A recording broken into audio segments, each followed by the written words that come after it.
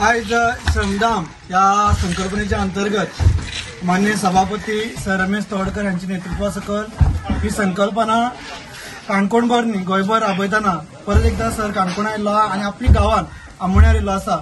शालिनी दहीकर आणि माधुरी दहीकर ह्या दोन बायलांचे जी घरां आशिल्ली त्यांची मागणी आशिल्ली आमच्या कार्यकर्त्यांकडे।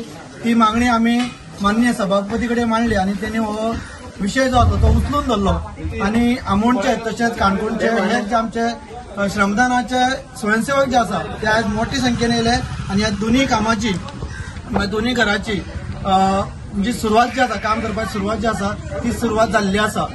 ह्या संकल्पनेच्या अंतर्गत जायती घरां सरान बांधली आसा। हेजे फुडें डिसेंबर पर्यंत सरान सांगल्या भाशेन एक 100 घरांचो एक प्रयत्न आसतलो की आमी बांदतले म्हणून। म्हणजे कंप्लीट श्रमदान स्वयंसेवक जे आसात त्यांच्या पाठबळाचेर आणि माननीय सभापती सर डॉक्टर रमेश तोडकर यांच्या नेतृत्वासकल आम्ही संकल्पना राबयतात।